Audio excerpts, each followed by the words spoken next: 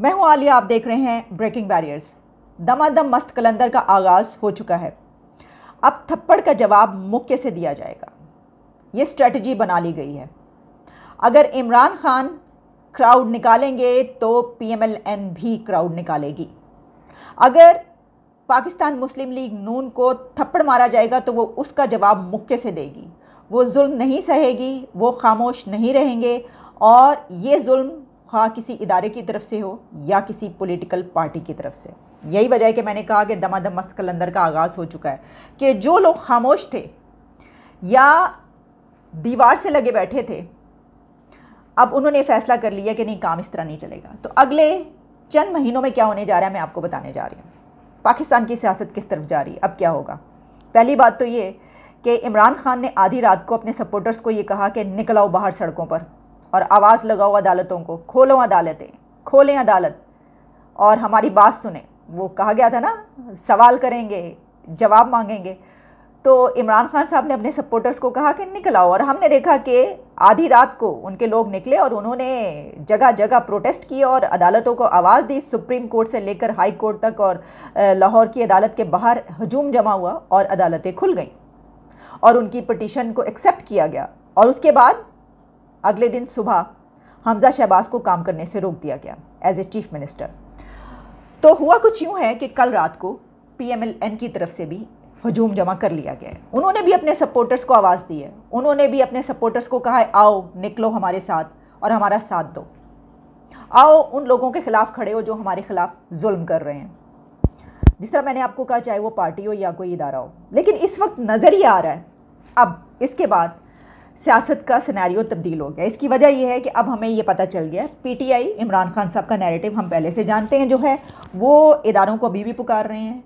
उनको ऐसा लग रहा है कि एक मर्तबा फिर सुप्रीम कोर्ट उनकी मदद करने जा रहा है। उनको ऐसा लग रहा है कि जैसे इस्लामाबाद में जब उन्होंने वो आए थे धरना देने के लिए और आगे लगाई थी, उस वक्त जैसे उनको कुछ काफ़ी सहूलत फराहम की गई थी, तो उसी तरीके से अभी भी उनको ऐसा ही जवाब मिलेगा और इदारे उनके साथ हैं।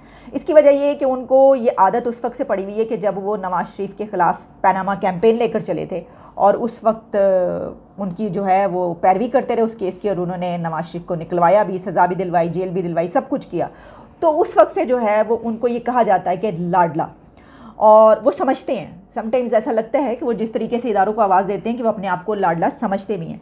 लेकिन इस बात से कतई नज़र कि उनकी जो सपोर्ट है, उनकी जो पॉपुलैरिटी है वो पीक पर है, उसका कोई जवाब नहीं है। पीएमएलएन ने बहुत बड़ी तादाद में लोग निकाले, लेकिन ये बात अपनी जगह पर कि इमरान खान जितने लोग निकाल लाते हैं उतने लोग, हाँ मरीम नवाज़ अपने जलसों में वो उतने लोग निकाल लाती हैं। लेकिन मरीम नवाज़ ने कुछ ट्वीट्स किए हैं और वो ट्वीट्स इसलिए बहुत अहम हैं कि इस वक्त अदालतें बहुत अहम किरदार अदा कर रही हैं पाकिस्तान की सियासत में। एक तरफ इस्टेब्लिशमेंट और एक तरफ अदालतें। इस्टेब्लिशमेंट का बल्कि पहले आपको बताई देती हूँ। मैंने आपको बताया था एक सहाफ़ी ने आकर ये कहा कि सॉफ्ट कू हो गया है, सॉफ्ट इंटरवेंशन हो गई है, और उनकी तरफ से कह दिया गया है कि ये क्या है जनाब, इलेक्शन करवाइए सब कुछ। और उसके थोड़ी देर के बाद अगर कोई और सहाफ़ी ये कहता है कि नहीं ऐसा नहीं है, मेरी बात हुई है और ऐसा नहीं है, ये नहीं है, तो आप समझ लीजिए कि दोनों चीज़ें हैं। आप ये समझ जाइए। इसकी वजह ये कि देखें, इस तरीके से खेला जाता है कि आप जो बात पहुंचाना चाहते हैं वो पहुंचा भी देते और फिर उसके बाद आप कह देते कि नहीं ऐसी तो कोई बात नहीं है भाई, हमने कहा क्या, हमने तो कुछ नहीं कहा, ठीक है ना। ऐसी बातें भी होती हैं। लेकिन उसके बीच कहा ये नहीं कहा, उसके बीच जो एक बात कही गई है कि ग्रैंड डायलॉग हो पॉलिटिशियंस के बीच और पॉलिटिकल फोर्सेस के बीच इस टकराव को ख़त्म करने के लिए, उसके साथ हम हैं। वी सेकेंड दैट थॉट कि अगर ऐसी कोई बात है तो ऐसे ही होना चाहिए। एग्जैक्टली, ज़रूर आप यहाँ ये तो आप कर ही सकते हैं। अगले चंद महीने जो हैं वो पाकिस्तान की सियासत में क्या होने जा रहा है। सबसे पहले तो ये है कि एक सवाल इस वक्त ये खड़ा हो गया है कि जो अदालतें हैं और ख़ास तौर पर चंद जजेस के नाम लिए जा रहे हैं, जिसमें chief justice of Pakistan justice Umar Ata Bandial, जिसमें जस्टिस एजाजुल एहसन और जिसमें जस्टिस मुनीफ फारूक, इन तीनों जजेस के बारे में एक पार्टी और उनके सपोर्टर्स और बड़ी तादाद में लोगों का इस वक्त ये कहना है कि ये गैर जानिबदार नहीं रहे। और इनको, क्योंकि इसकी वजह यह है कि जस्टिस एजाजुल एहसन और जितने भी जजेस का नाम मैंने आपको बताया और लिया जा रहा है, इस वक्त सवाल ये उठ रहा है कि आखिर क्या वजह है कि इमरान खान के पिछले आप 5-7 साल के अंदर तमाम केसेस उठा के देख लें तो यही जजेस हैं और यही फैसले दे रहे हैं। तो इसकी क्या वजह हो सकती है। देखिए वैसे तो ये कानूनी मसला है ना, लेकिन बहुत सारे कानूनी मसाइल ऐसे होते हैं कि जिनका ताल्लुक पब्लिक से भी होता है।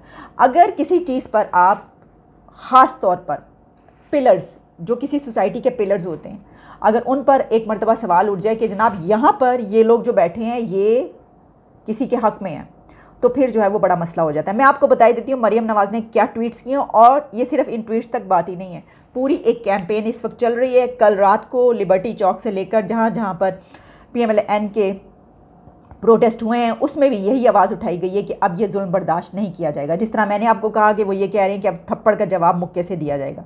मरीम नवाज़ का ये कहना है कि अगर इंसाफ के ऐवान भी धौंस, धमकी, बदतमीज़ी और गालियों के दबाव में आकर बार बार एक ही बेंच के ज़रिए मखसूस फ़ैसले करते हैं, अपने ही दिए फ़ैसलों की नफ़ी करते हैं, सारा वज़न तराजू के एक पलड़े में डाल देते हैं, तो ऐसे यकतरफा फ़ैसलों के सामने सर झुकाने की तवक्को हमसे ना रखी जाए। बहुत हो गया।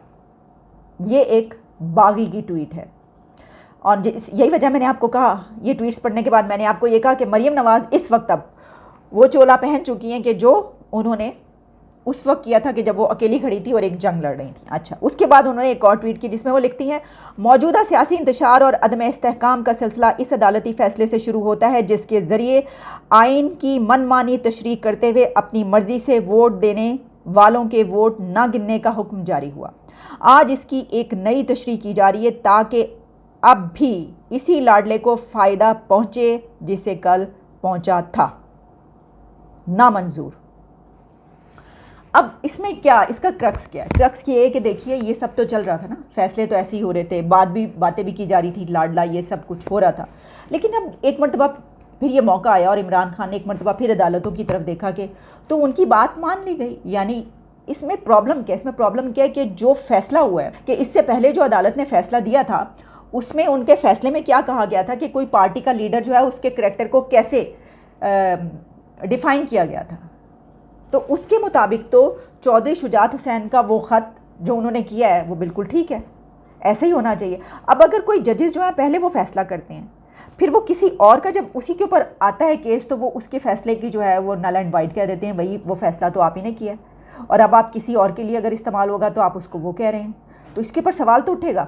अच्छा, वैसे मैं तो ये समझती हूँ कि ये एक ऐसा मामला बन चुका है कि इस वक्त जो जजेस हजरात हैं हमारे, उनको खुद से रिज़ाइन कर देना चाहिए।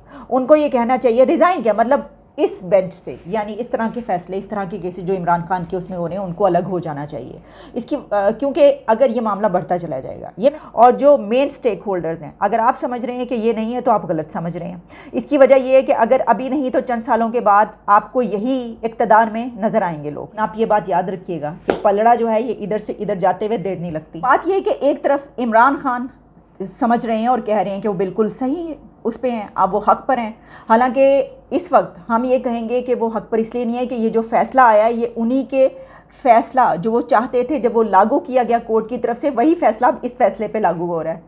तो वही उन्होंने तो करवाया ये कि जी मुनरिफ रुकन जो है छोड़ के चला जाए तो उसका वोट काउंट ना किया जाए, और पार्टी का लीडर इसको कहे, तो वही तो ये फ़ैसला है। लेकिन हो सकता है कि मंडे को, ये भी तो हो सकता है ना, पीर को जब इसकी हियरिंग होनी है तो क्या इसका फ़ैसला आता है, मे बी कि फ़ैसला जो है वो जो ये बात कही जा रही है वैसे ही फ़ैसला है कि वो कहें कि हाँ ये तो फ़ैसला हो चुका है तो आप क्या ये पटिशन लेकर आए हैं। लेकिन देखिए मसला ये है कि ये जो तराजू का एक पलड़ा है वो पाकिस्तान की तारीख़ में कई मरतबा ऊपर नीचे हुआ है। जब उसको बराबर होना चाहिए था तो कई मरतबा वो बराबर नहीं रहा। इस पार्टी की वजह से जो इस वक्त जो भी पार्टियाँ इस वक्त इक़्तिदार में, अगर इनकी वजह से IMF प्लान मिलता है और उसके बाद ज़बरदस्ती जो है वो निकाल के ज़बरदस्ती इलेक्शन करवाए जाते हैं, और फिर इलेक्शन करवाने के बाद अगर इमरान खान आ जाते हैं तो ये एक और बड़ा धब्बा लग जाएगा कि ये वाली हुकूमत ख़त्म करके इलेक्शन करवाए गए और उसके बाद इलेक्शन हुए और फिर वही बात होगी कि लाडले को दे दी गई हुकूमत।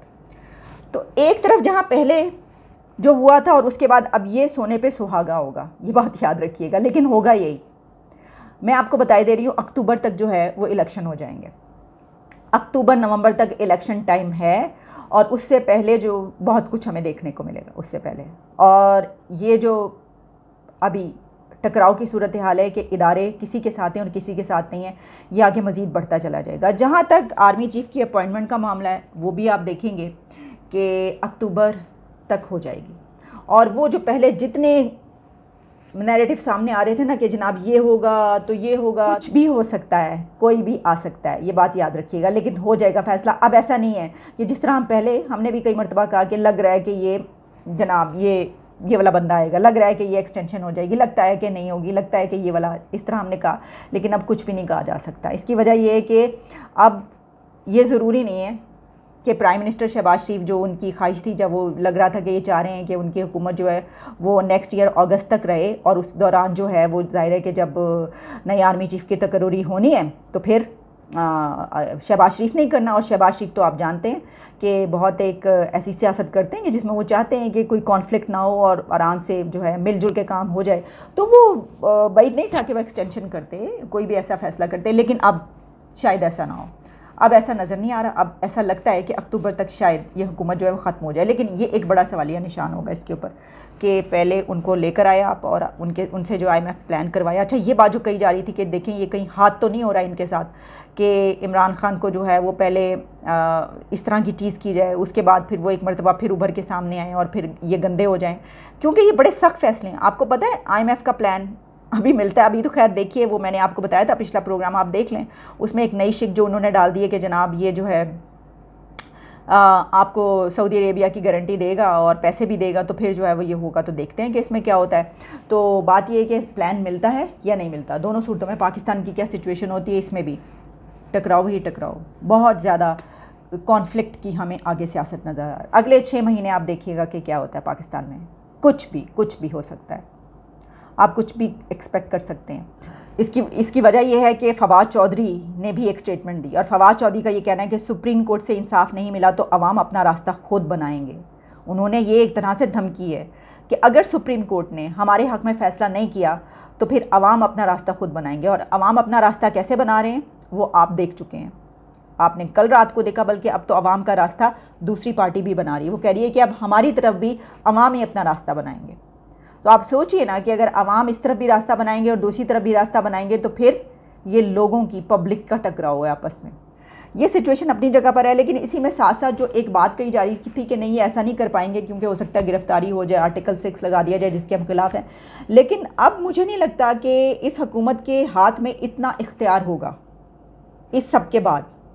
और वैसे भी मंडे को देखते हैं, हमें तो मंडे को देखना पड़ेगा, यानी कल देखना पड़ेगा कि क्या फ़ैसला आता है। हो सकता है कि कल फ़ैसला ये है कि जो पंजाब की हुकूमत है वो इमरान खान साहब को दे दी जाए, तो बस फिर तो आप समझे सब कुछ पलट गया, और फिर हम देखेंगे कि क्या होता है। फिर बिल्कुल यही मैंने इसीलिए कहा कि कुछ पता नहीं है कि क्या हो, और लेकिन इसमें यह है कि अगले इतने दिनों में जो है हम ये देख रहे हैं कि इलेक्शन अनाउंस हो सकते हैं, अर्ली इलेक्शन। खान साहब की जो ख्वाहिश थी वो होगी, लेकिन इमरान खान की ख्वाहिश ये थी कि इलेक्शन सितंबर से पहले हों और उनके हाथ में एक बड़ी अपॉइंटमेंट हो, वो नहीं है। लेकिन इसके बावजूद ये हो सकता है कि उनकी पसंद की अपॉइंटमेंट हो, कुछ भी हो सकता है। नया सिस्टम जो आता है वो क्या करता है, क्या होता है। चलें अब सियासत को छोड़ के एक और ख़बर की तरफ बढ़ते हैं। बहुत ही ज़बरदस्त खबर है और इस खबर का ताल्लुक़ इंडिया से है। अब आप जानते हैं कि हम कोई ना कोई ख़बर ऐसी शामिल करते हैं, बाहर से करते हैं। अक्सर औक़ात हम भारत की कोई ऐसी बड़ी ख़बर होती है हम उसको भी शामिल करते हैं। स्टार्ट से ही हमारा जो है वो चैनल का यही एक तरीक़ाकार है। तो आज भी मेरे पास एक ऐसी ख़बर है, लेकिन ये ख़बर जो है इसका ताल्लुक़ पाकिस्तान और भारत दोनों से है। और वो ख़बर ये है कि इंडिया से एक 90 ईयर्स ओल्ड वुमेन, 90 साल की एक भारतीय खातून जिनका नाम रीना वर्मा है, वो पाकिस्तान तशरीफ़ लाई हैं और उनका यहाँ पे वो वार्म वेलकम की हुआ है। उनको जनाब फूलों के हार पहनाए गए हैं, फूलों की पत्तियाँ निछावर की गई हैं, उनको बाकायदा उठा के जो है वो, मैं देख रही थी टेलीविज़न पे, कई चैनल्स उसको दिखा रहे थे, उनको बहुत ज़बरदस्त तरीके से उनका इस्तकबाल किया गया। अब इस कहानी के पीछे क्या है, वो 90 ईयर्स की हैं और जब तकसीम हुई थी पार्टीशन तो उस वक्त रीना वर्मा 14 ईयर्स की थी और वो पाकिस्तान में रहती थी, लेकिन वो यहाँ पे छोड़ के वो चली गई थी इंडिया, माइग्रेट कर गई थी, घर उनका यहाँ पे था। उसके बाद उन्होंने ये सोचा, उनके दिल में ख्वाहिश पैदा होती रही, लेकिन कभी उन्होंने इसका वो नहीं किया। फिर कुछ अर्सा पहले उन्होंने सोचा कि क्यों ना पाकिस्तान जाके क्या अपना घर देखा जा सकता है। अब उनके पास कोई ऐसा तरीका नहीं था, तो उन्होंने क्या किया कि एक फ़ेसबुक पेज ज्वाइन किया और उस फेसबुक पेज का नाम है इंडिया पाकिस्तान हेरिटेज क्लब। और वो पेज ज्वाइन करने के बाद रीना वर्मा साहिबा ने वहाँ पर मौजूद जो उसके एडमिन थे, जो उसको चलाते थे, साजिद हुसैन, उसके जो मेंबर हैं साजिद हुसैन, उनसे ये कहा कि भाई मैं आना चाहती हूँ पाकिस्तान और देखना चाहती हूँ यहाँ पर मेरा घर जो है, अच्छा इसको ढूंढें। तो फिर उन्होंने, अब उनको तो नहीं पता था, उन्होंने बताया कहाँ पर है, किस जगह पर है, किस शहर में है, कैसा दिखाई देता है, किस जगह पर था। मेरा ख्याल है कि रीना साहिबा ने अपने वहाँ पर जितने भी लोग होंगे उनसे पूछ के सारी चीज़ें जो है बताई होंगी, याददाश्तें सारी मेमोरीज़ के भी क्या था। और साजिद हुसैन ने वो घर ढूंढ निकाला, और घर ढूंढ निकालने के बाद उन्होंने उसकी पिक्चर्स ली, उनको पिक्चर्स भेजी, और उन वहाँ पे ये पता चला कि ये तो उनका घर है। फिर उसके बाद उन्होंने वीज़ा के लिए अप्लाई किया, लेकिन उनका वीज़ा रिजेक्ट हो गया, उनको वीज़ा नहीं मिला। तो उसके बाद उन्होंने सोचा कि अब क्या किया जाए, ये तो वीज़ा ही नहीं मिला। देखिए ना, ये होता है ना, ये गलत बात होती है ना इसीलिए कहते हैं कि ताल्लुकात अच्छे रहने चाहिए, आना जाना रहना चाहिए। तो फिर उन्होंने सोशल मीडिया पे अपनी स्टोरी लिखी। उनकी स्टोरी जो है वो सोशल मीडिया पे चलना शुरू हो गई, लोग पढ़ना शुरू हो गए, और इसी तरह होते होते ये स्टोरी अथॉरिटीज़ तक पहुंची। तो जब अथॉरिटीज़ ने स्टोरी पढ़ी तो उन्होंने कहा कि ये तो भाई वाकई ये जो है इनको वीज़ा देना चाहिए। तो फिर मतलब ये कि अब सोशल मीडिया की वजह से आप वीज़ा देंगे, तो सोशल मीडिया एक बड़ा अहम रोल प्ले कर। उसके बाद फिर उन्होंने वीज़ा के लिए दोबारा अप्लाई किया और उनको वीज़ा मिला, और वो पाकिस्तान आई हैं, और उन्होंने पाकिस्तान की बहुत सारी ऐसी जगह हैं जो वो देखने के लिए गई हैं, इंटरव्यूज़ दिए हैं टेलीविज़न चैनल्स पे, यूट्यूब चैनल्स पे, और इस तरह का बहुत सारा जो आपको कंटेंट है वो टीवी पे देखने को मिलेगा। तो बड़ी कमाल की स्टोरी है, बड़ी ज़बरदस्त बात है, और दो हमसायों के बीच जो ताल्लुकात हैं वो बेहतर होने चाहिए। तो इसी के साथ इजाज़त दीजिए, आपसे दोबारा मुलाकात होगी। Take care and good bye.